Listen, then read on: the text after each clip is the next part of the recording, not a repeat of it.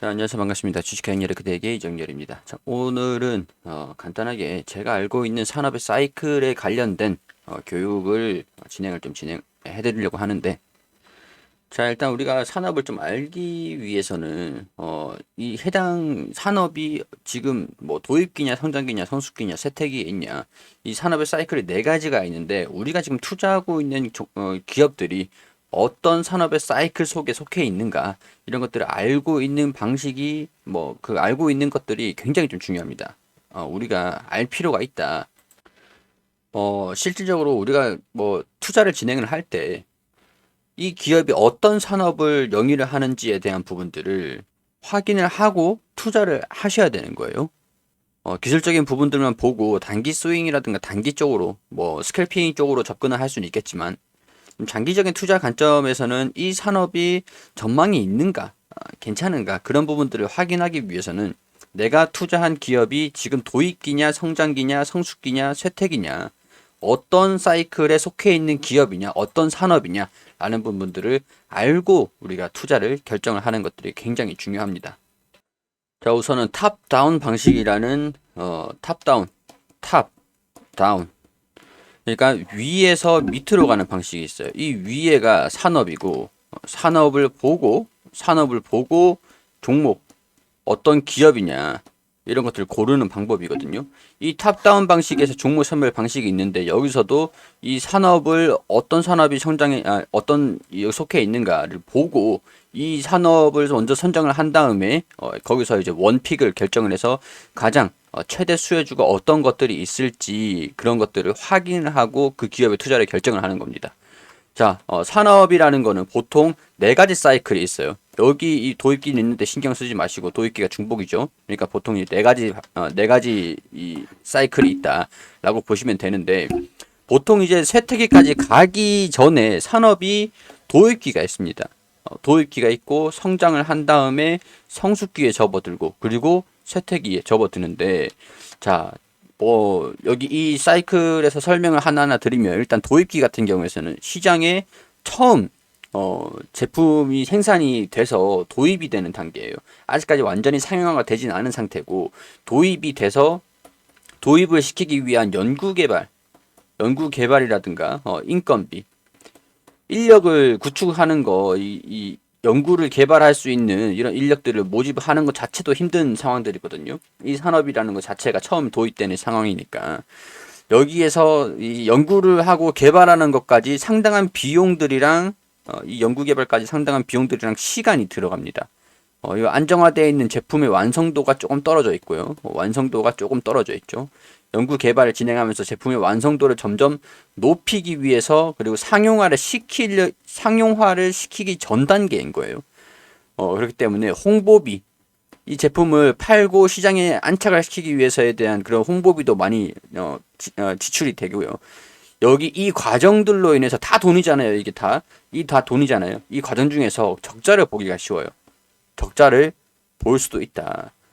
이 적자를 견디지 못하고 이 자금을 이 감당을 하지 못하는 기업들은 이제 점점 사라지게 됩니다. 여기서 이제 감당을 하는 기업들 같은 경우에서는 성장기에 돌입을 할 수 있겠지만은, 이거를 감당을 하지 못하는 기업들 같은 경우에서는 떨어지겠죠. 그러니까 이 도입기에 있는 산업들 중에서 흑자가 나는 산업이 성장기에 돌입할 가능성들이 높은 상황들이죠. 대체적으로 봤을 때 지금 대표적인 그런 산업이 있죠. 바로 수소.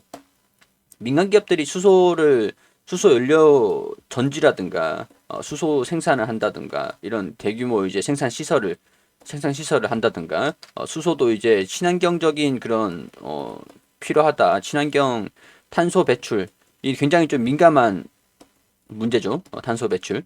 수소 산업이야말로 지금 도입을 하고 있는 상태이기 때문에 아직까지 완전히 상용화되지 않았고, 대표적인 산업들이 제 생각에는 수소 쪽의 섹터가 있다.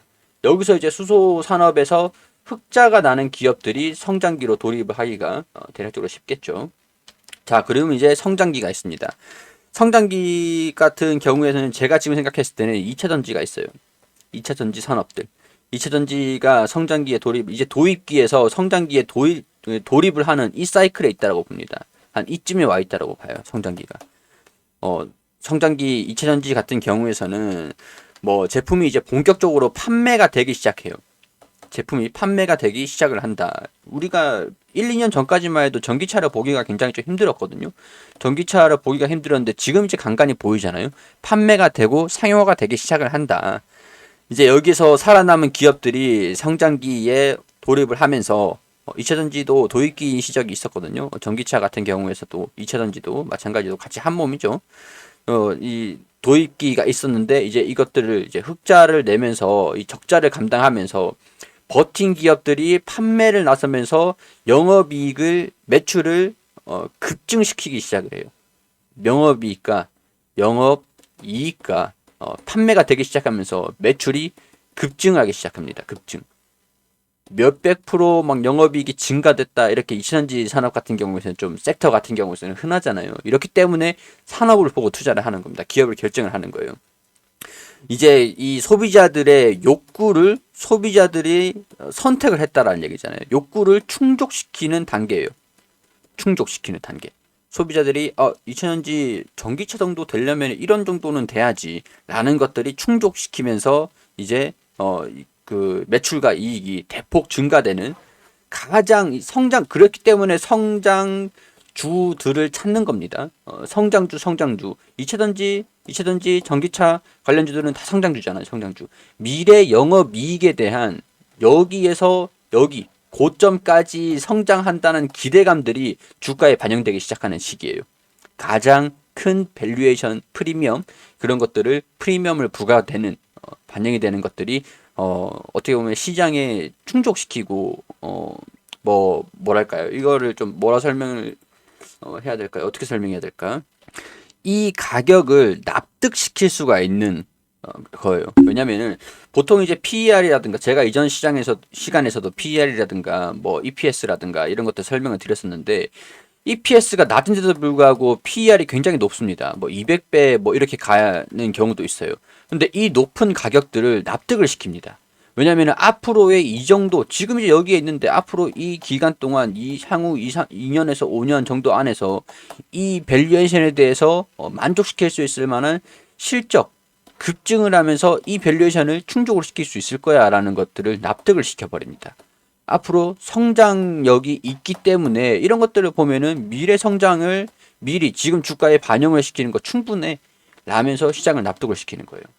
이해되시겠죠? 지금 2차전지 전기차 같은 경우에서는 고점까지 시간이 좀 남아있죠. 이 전기차가 포화 상태에 이를 때 그때가 2차전지 산업이 성숙기에 돌입을 하죠. 성숙기가 돌입을 한다. 그러면 그 산업이 이제 고점이란 얘기예요. 여기에서 안정적인 점유율을 유지를 시켜야 되는 게 관건입니다. 보통 이제 치킨 싸움 있죠. 뭐 삼성, SDI, LG, 뭐 에너지 솔루션, 뭐 그리고 그 중국의 뭐 CATL이라든가 그리고 뭐 다른 기업들도 있죠. 뭐 SK 쪽도 있고 이 이차전지 사이클만 볼게요. 고점이 되면은 얘네들끼리 점유율 싸움을 엄청나게 한단 말이죠. 점유율을 높냐, 예를 30%, 뭐 20%, 뭐 20% 이렇게 되면 남는 뭐 5, 6, 7, 8, 10, 30%뭐 이런 식으로 예를 들어서 30%, 20% 이런 식으로 만약에 점유율이 간다. 그럼 시장 파이가 뭐 만약에 100조다. 시장 파이가 뭐 1000조다. 이 파이에서 이 점유율에 대한 부분들을 계산을 해보면은 되는 거거든요. 그럼 이제 얘네들끼리 점유율 싸움을 시작을 하겠죠. 그게 이제 성숙기부터 시작이 된다라는 것들이죠. 영업이익이 이 성장기 때보다는 조금씩 떨어지기 시작합니다. 이제 살아남은 기업들만큼 점유율을 유지를 하기 위해서 이익률이 결정을 하는 것들은 점유율을 뺏어오기 위한 홍보, 마케팅 그런 것들도 많이 진행이 되겠지만 물론 점유율을 가져오기 위해서 이 제품의 완성도에 신경을 쓰는 거예요. 완성도. 다른 기업들 A, B, C 기업들 제품이 있는데 우리 기업이 이 기업들 제품들보다 완성도가 높아. 안정적이야. 더 이런 너네들이 이 제품들을 사용을 하면은 만족할 수 있을 만한 퀄리티가 우리 기업은 준비가 돼 있어. 그렇게 점유율을 뺏어오는 치킨 싸움 양상들을 보여주기 시작하는 거죠. 그럼 이때부터 이제 가장 중요한 것들은 원가 절감을 어떻게 하는 것이냐. 인건비. 특히 원자재비. 이런 부분에서 이제 인건비냐 원자재비 그리고 홍보비 마케팅 뭐 이런 쪽에서도 원가 절감을 해서 영업이익률에 신경을 써야 되는 단계인 거죠. 자칫하면 꺾일 수가 있으니까. 그리고 이 제품의 완성도를 위해서 신제품들을 개발을 합니다. 그러면은 R&D 비용, 신제품을 개발하기 위해서 연구하고 개발하는 비용들이 가장 많이 들어갈 때가 신제품 개발할 때잖아요. 제품의 완성도를 위해서. 그렇기 때문에 영업이익률이 떨어질 수 있기 때문에 원가 절감이 필수적이라는 거죠. 필수적. 성숙기에 돌입을 해 있다라고 하는 것들은 뭐 조선은 좀 이제 성숙기는 아니고 뭐 자동차, 전기차 말고 자동차, 휴대폰 같은 경우에서가 휴대폰 같은 경우가 지금 성숙기예요. 성숙기. 왜냐면은 휴대폰이 신제품이 개발 나온 게 폴더블이잖아요. IT 쪽이나 폴더블 뭐 반도체 이런 쪽이 지금 성숙기입니다. 제품 개발을 위해서 연구 개발을 하고 이익률을 높이기 위한 그런 노력들을 굉장히 많이 하고 점유율 싸움을 하죠. IT라든가 뭐 반도체라든가 폴더블 휴대폰 이런 쪽 산업들이 성숙기라는 거예요. 지금 우리가 뭐 마스크도 예를 들어서 할 수가 있을 것 같은데 마스크도 이제는 성숙기라고 보는 거예요. 옛날에야 뭐 마스크는 제외하고 휴대폰으로 설명을 드릴게요. 휴대폰 같은 경우에는 지금 요즘에 휴대폰 뭐 스마트폰 없는 사람이 있었나요? 요즘에 있나요? 스마트폰 없는 사람은 거의 없잖아요. 그러면은 스마트폰이 성능이 점점 좋아지고 완성도가 높아질수록 고장이 안 나요. 뭐 간혹 이제 AS를 받고 하겠지만 휴대폰을 교체를 하는 수요들은 줄어듭니다. 교체 수요는 줄어들어요. 그럼 점유율 싸움이 굉장히 힘들어지는 거죠. 점유율 싸움이. 교체를 안 하니까. 근데 여기서 이제 브랜드에 대한 이미지를 높인다던가 브랜드 이미지를 높인다던가 아니면은 완성도를 더 높고 사람들이 이제 교체를 하고 싶게끔 사고 싶게끔 신제품들을 계속 출시를 하는 거죠. 신제품들. 핸드폰도 계속 업그레이드 되면서 계속 출시가 나오잖아요. 그런 산업이라고 보시면 될 것 같습니다. 휴대폰이 그렇기 때문에 성숙기다. 성숙기이기 때문에 신제품 출시가 되면서 반짝 영업이익이 증가될 수가 있어요. 근데 이런 이벤트가 아니면은 영업이익이 줄어들 수도 있다. 이런 것들 교체 수요가 옛날에는 뭐 1년, 2년이었는데 완성도가 높아지면서 3년, 4년 정도는 요즘 거뜬하게 쓰잖아요. 스마트폰 같은 경우에서는. 자, 이렇게 성숙기에 대한 치킨 싸움을 양상들이 진행하면서 살아남는 기업들만 살아남고 쇠퇴기에 또 접어듭니다. 쇠퇴기의 특징. 자, 이런 식으로 산업이 좀 이제 쇠퇴기가 접어들면서 치킨 싸움을 한다라고 했잖아요. 그래서 자, 이거를 근데 쇠퇴기를 여기 맨 밑이 아니라 여기 이쯤으로 할게요. 이쯤.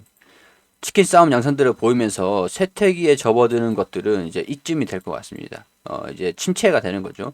그리고 여기 이쯤에는 이제 침체기라고 할게요. 침체기. 자, 침체기와 도입기는 뭐 비슷합니다. 어떻게 보면은 뭐 조금 차이는 있는 상황들인데 산업이 네 사이클이 있다라고 했으니까 뭐 일단은 쇠퇴기 같은 경우에서는 경쟁이 이제 치열해지면서 치킨 싸움을 하잖아요. 매출이랑 이익이 모두 감소되는 단계예요. 특히 이제 고정 비용들이 증가가 됩니다.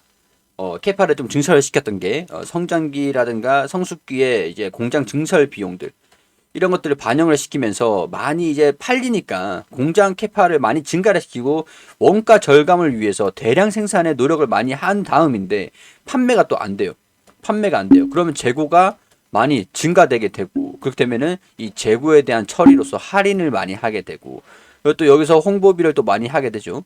홍보비를 많이 활용을 하게 되고 인건비가 증가되면서 영업이익들 판매비가 좀 판매 매출 대비해 가지고 영업이익이 줄어드는 그런 시기예요. 쇠퇴기 같은 경우가 뭐 아직까지 이때가 조선 기업들이라고 하면 쇠퇴기 같은 경우에는 뭐 자동차 2차 전지가 아닌 자동차 쪽이라고 할게요. 이때는 이제 휴대폰, IT 뭐 여기 또 뭐였죠? 반도체 이런 쪽이었다라고 하면 이제 이 산업의 2차 전지는 성장기에 있는데 전기차 같은 경우에서는 성장기, 자동차랑 전기차랑 같이 보는 같은데 또 내연기관차의 특징이라고 보시면 될 것 같아요. 내연기관차.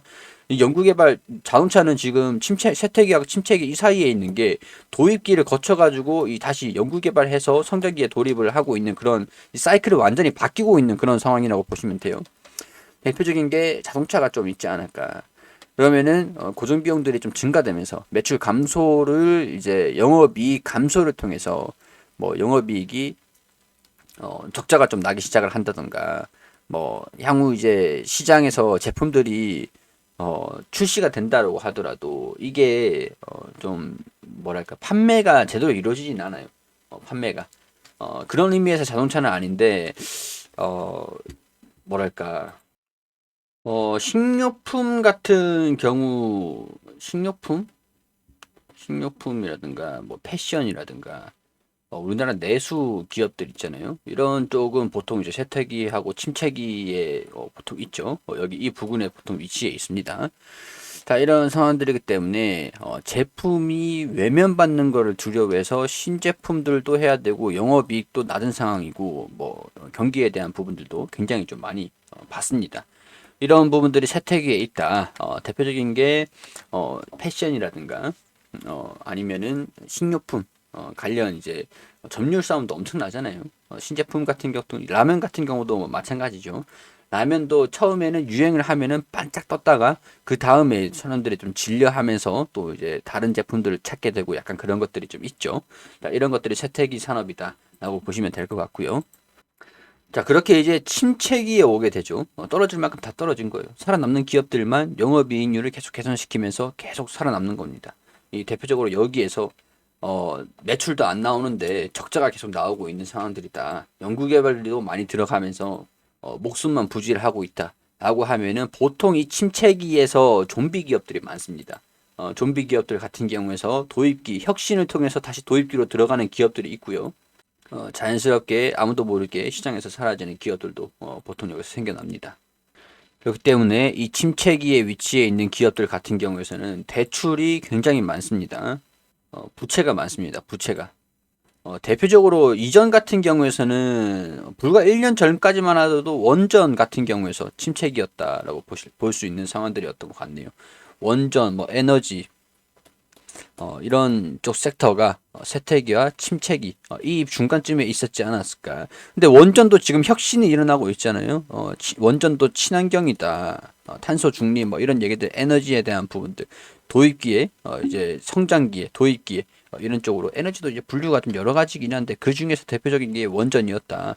원전이 침체기였었죠. 한동안 이제 공사도 없고 수주도 없고 뭐 유지만 하고 있었던 그런 상황들이었는데 이제 도입기로 도입을 할 수 있을까 이런 부분들을 주목을 하고 있는 시기라고 할 수 있을 것 같아요. 침체기는 원전이다 이렇게 보시면 될 것 같아요. 자, 그러면 우리가 도입기, 성장기, 성숙기, 쇠퇴기, 침체기 보통 이제 네 가지 사이클로 이렇게 진행이 되죠. 침체기는 쇠퇴기 이후니까 침체기니까 자, 네 가지 사이클로 진행이 되는데 특징이 있어요. 고점이냐 매출이 고점이다라고 얘기를 하는 건 이제 성숙기를 접어든다는 것들이고 이제 쇠퇴기자, 이제 적자가 나기 시작을 하는 거고, 영업이익이 가장 증가가 큰 게 성장기라는 거고, 그렇기 때문에 우리가 성장주를 찾는 겁니다. 성장주. 그리고 성숙기는 보통 가치주, 실적주, 대형주, 안정성이 좀 있는 편이긴 하죠. 성숙기가. 쇠퇴기로 돌입을 하지 않고 다시 이렇게 올라가는 경우도 있어요. 보통 있는데 이런 것들로 좀 보시면 될 것 같습니다. 도입기 같은 경우에서는 이전에는 전기차였었는데 이 산업을 빨리 산업이 거의 옛날에는 뭐 2년, 3년 훅훅 이렇게 빠르게 지나가진 않았어요. 뭐 10년마다 혁신이 있었죠. 혁신이 있었는데 지금 뭐 2, 3년 주기면은 뭐 수소냐 전기도 여기서 재작년까지만 해도 여기였는데 이쯤이었는데 이제는 성장기로 돌입을 하고 있는 상황들이고 이게 산업의 혁신이 굉장히 좀 빠르게 이루어지고 있기 때문에 이 산업의 흐름들을 읽는 것들이 우리가 투자자로서 굉장히 중요한 이 능력이다 라고 설명을 드릴 수 있을 것 같아요. 자, 그렇게 되면 내가 지금 투자하고 있는 내 돈이 들어가 있는 기업이 이 산업적인 부분에서 어떤 위치에 있을까? 그리고 앞으로 미래의 매출이라든가 영업이익이라든가 어떻게 진행이 될까라는 부분들도 우리가 반드시 확인을 한 번씩 해보시는 게 좋겠죠. 자, 이런 것들은 이제 탑다운 방식의 탑 위에서 다운. 자, 산업을 이제 성장기에 있는 기업들을 고르기 위해서요. 보통 이제 2차전지가 아직까지 성장기라고 했죠. 2차전지. 2차전지를 골랐어요. 그럼 2차전지 기업들 중에서 어떤 기업들이 가장 최우선일까? 최우선일까? 이 성장줄로 분리되는 기업들이 있고, 이제 성숙기, 가치 실적주로 분리되는 기업들이 있죠. 보통 이제 대형주 같은 경우에서 높은 프리미엄을 받고 막 200배, 2차전지 같은 경우에서 160배, 뭐 200배, 뭐 300배 이렇게 프리미엄을 받고 있는 기업들은 이미 성장기로서의 프리미엄을 받고 있는 상태이기 때문에 여기에서 종목들을 고르는 것들 이런 것들이 좀 중요하겠죠. 어떤 기업들이 탑일까? 이 성장성을 어떤 기업들이 유지해서 나갈 것인가? 그런 것들을 고르는 게 이제 탑다운 방식이다.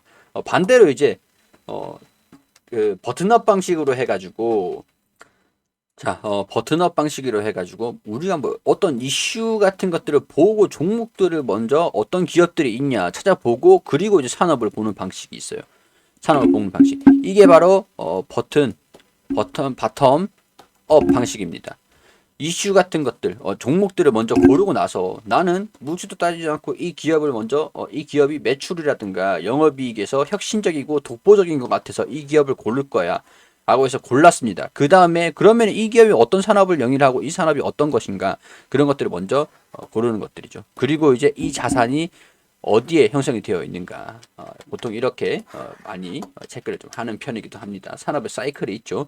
근데 우리가 이거를 제가 이제 주식에 대해서 단정을 짓고 말씀을 드리는 거지만 자산을 어떻게 배분을 시키느냐라는 것들에서도 이런 것들을 많이 보고 참고를 해서 이 산업의 사이클도 있어요. 사이클이. 성장기냐 성숙기냐 이거 경기 지표로도 볼 수 있거든요. 경기를 좀 지금 이제 경기가 우리나라 경기가 어떻게 되냐, 글로벌 경기가 어떻게 되느냐 이런 것들도 볼 수 있거든요. 금리 추세도 이렇게 볼 수 있습니다. 금리가 저금리였죠. 근데 이제 고금리로 올라가죠. 이제 그러면 이제 반대로 되는 거죠. 반대로. 자, 그렇게 되면은 자산을 고를 때도 탑다운 방식이에요. 탑다운 방식. 금리가 올라갈 것 같으니까 뭐 부동산, 이런 쪽으로 자산을 먼저 이제 채권 이런 쪽으로 자산을 안전자산 쪽으로 먼저 고르겠죠. 아니면은 금리가 떨어질 것 같으니까 주식 쪽으로 난 비중을 높여야겠다. 6대 4였는데 4대 6으로 바꾸겠어. 그럼 이제 자산 경우에서 고르고 나서 주식에서 산업이 어떤 것들이 있을까 이런 것들을 고르는 거예요. 순서가 탑다운이 바튼업 이런 식으로 있는 겁니다. 자, 이런 것들, 좀 알고 계셨던 분들도 계셨겠지만, 물론 모르시는 분들을 위해서 제가 영상들을 올려드리고, 참고하시라고 말씀을 좀 드리는 것들이니까, 분명히 알고 있으면은 종목을 보는, 이 경기를 보는, 경제를 보는 거시적인 부분에서의 안목이 달라지실 거예요. 항상 투자를 하실 때는 이런 것들을 생각을 하고, 계속 염두를 해두시면서 종목을 고를 때는 반드시 고려를 해봐야 되는 그런 지표이기도 합니다. 그렇기 때문에 우리가 앞으로 얘기를 할 때 뭐 어떤 기업들이 성장성이 좀 있을까요? 라는 부분에서 저한테 질문을 주실 때도 이 기업의 어디 산업에 포함되어 있느냐라는 부분들도 한번 고려를 해보셨으면 좋겠어요. 자, 그러면은 저는 여기서 마무리할 수 있도록 하고요. 도움이 되셨다면 구독과 좋아요 부탁드릴 수 있도록 하겠습니다.